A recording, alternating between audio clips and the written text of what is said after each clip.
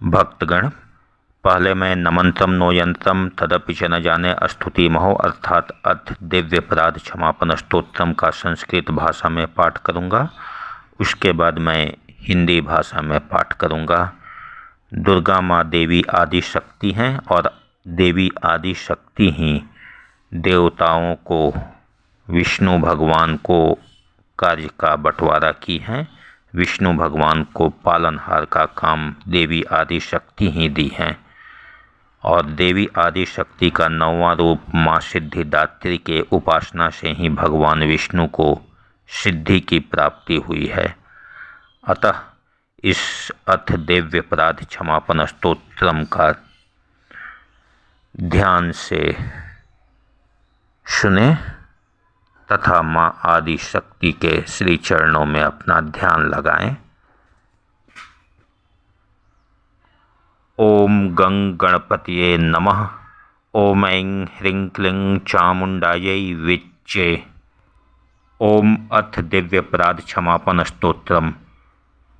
नमंत्रम no यंत्रम तदपि च न जाने स्तुति महो न चाह्वानम ध्यानम तदपि च न जाने स्तुति कथा न जाने मुद्रास्ते तदपि च न जाने विलपनम परम जाने मातस्त्वनुसरणम क्लेशहरणम विधेरज्ञानेन द्रविण विरहेनालसतया विधेया शक्यत्वा तौ चरणयोर्याच्युतिर्भूत तदेतत् क्षन्तव्यं जननि सकलोद्धारिणी शिवे कुपुत्रो जायेत क्वचिदपि कुमाता न भवति पृथिव्यां पुत्रास्ते जननि बहवः सन्ति सरलाः परं तेषां मध्ये विरलतरलोऽहं तौ सुतः मदीयोऽयं त्यागः समुचितमिदं नो तौ शिवे कुपुत्रो जायेत क्वचिदपि कुमाता न भवति जगन्मातर्मातस्तौ चरण सेवान रचिता नवादत्तं देवी द्रविणमपि भूयस्तौ मया तथापि त्वं स्नेहं मयि निरुपमं यत् प्रकुरुषे कुपुत्रो जायेत क्वचिदपि कुमाता न भवति परित्यक्ता देवा विविध सेवाकुलतया मया 85 तु वैसी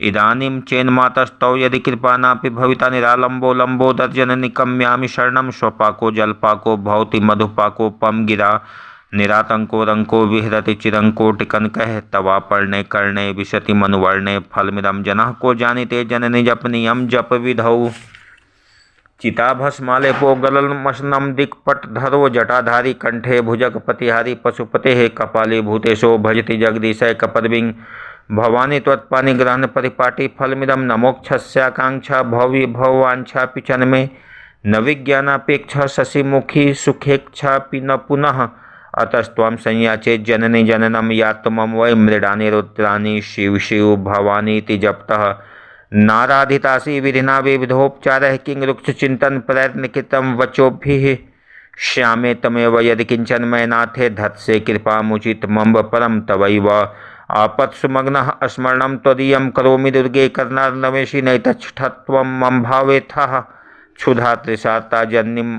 स्मरन्ति जगदम्ब विचित्रमत्र किं परिपूर्णा करुणास्ति चेन्मयी अपराध परंपरा परम नहीं माता समुपेक्षते सुतं मत्समः पातकी नास्ति पापघ्नि त्वत्समा नहीं एवं ज्ञात्वा महादेवी यथा योग्यं तथा कुरु इति श्री शंकराचार्य विरचितं दिव्यपराध क्षमापन स्तोत्रम संपूर्णम। ओम श्री दुर्गा देव्यै नमः। अब मैं इस अथ दिव्यपराध क्षमापन स्तोत्रम अर्थात नमंत्रम नो यंत्रम तदपि च न जाने स्तुति महो का हिंदी में पाठ करता हूँ। ओम माँ, मैं न मंत्र जानता हूँ न यंत्र, अहो मुझे स्तुति का भी ज्ञान नहीं है, न आवाहन का पता है, न ध्यान का, स्तोत्र और कथा की भी जानकारी नहीं है, न तो तुम्हारी मुद्राएं जानता हूँ और न मुझे व्याकुल होकर विलाप करना ही आता है। परंतु एक बात जानता हूँ, केवल तुम्हारा अनुसरण, तुम्हारे पीछे चलना, जो कि सब क्लेशों को, समस्त दुख विपत्तियों को हर लेने वाला है, सबका उद्धार करने वाली कल्याणमयी माता। मैं पूजा की विधि नहीं जानता, मेरे पास धन का भी अभाव है, मैं स्वभाव से भी आलसी हूँ तथा मुझे ठीक पूजा का संपादन हो भी नहीं सकता तथा मुझसे ठीक ठीक पूजा का संपादन हो भी नहीं सकता। इन सब कारणों से तुम्हारे चरणों की सेवा में जो त्रुटि हो गई है उसे क्षमा करना, क्योंकि कुपुत्र का होना संभव है किंतु कहीं भी कुमाता नहीं होती। माँ, इस पृथ्वी पर तुम्हारे सीधे साधे पुत्र तो बहुत से हैं, किंतु उन सब में मैं ही अत्यंत चपल तुम्हारा बालक हूँ। मेरे जैसा चंचल कोई विरला ही होगा। शिवे, मेरा जो यह त्याग हुआ है यह तुम्हारे लिए कदापि उचित नहीं है, क्योंकि संसार में कुपुत्र का होना संभव है किंतु कहीं भी कुमाता नहीं होती। जगदम्ब माता, मैंने तुम्हारे चरणों की सेवा कभी नहीं की। देवी, तुम्हें अधिक धन भी समर्पित नहीं किया, तथापि मुझ जैसे अधम पर जो तुम अनुपम स्नेह करती हो, इसका कारण यही है कि संसार में कुपुत्र पैदा हो सकता है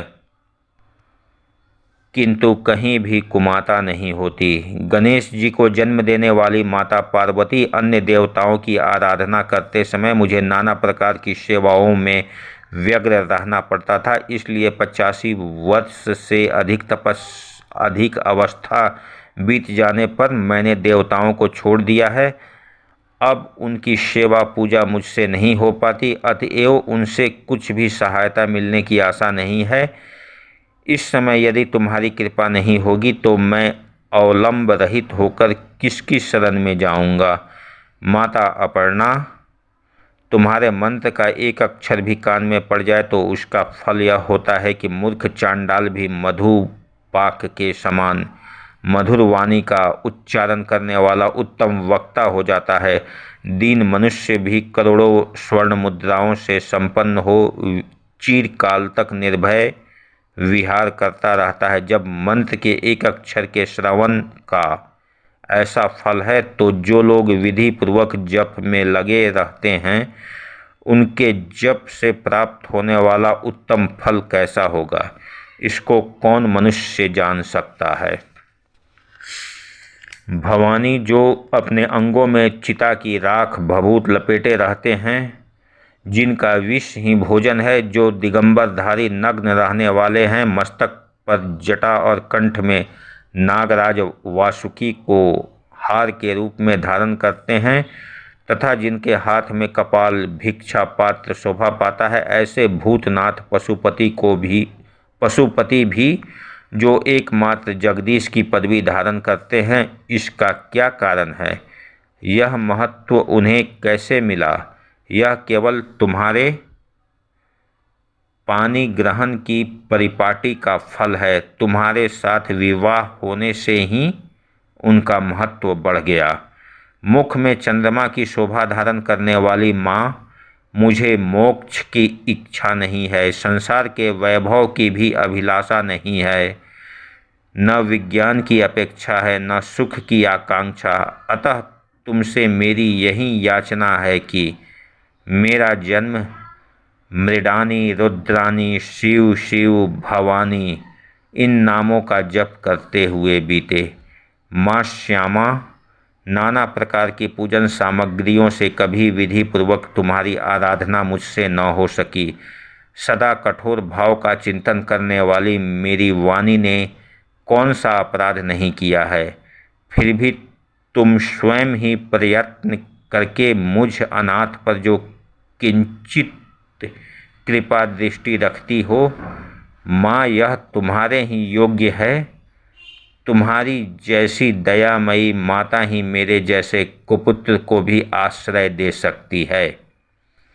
माता दुर्गे, करुणा सिंधु महेश्वरी, मैं विपत्तियों में फंसकर आज जो तुम्हारा स्मरण करता हूँ, पहले कभी नहीं करता रहा। इसे मेरी सठता न मान लेना, क्योंकि भूख प्यास से पीड़ित बालक माता का ही स्मरण करते हैं।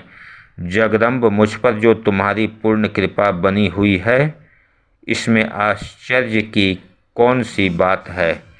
पुत्र अपराध पर अपराध क्यों न करता जाता हो, फिर भी माता उसकी उपेक्षा नहीं करती। महादेवी, मेरे समान कोई पातकी नहीं है और तुम्हारे समान दूसरी कोई पापहारिनी नहीं है, ऐसा जानकर जो उचित पड़े वह करो। ओम श्री दुर्गा देव्यै नमः।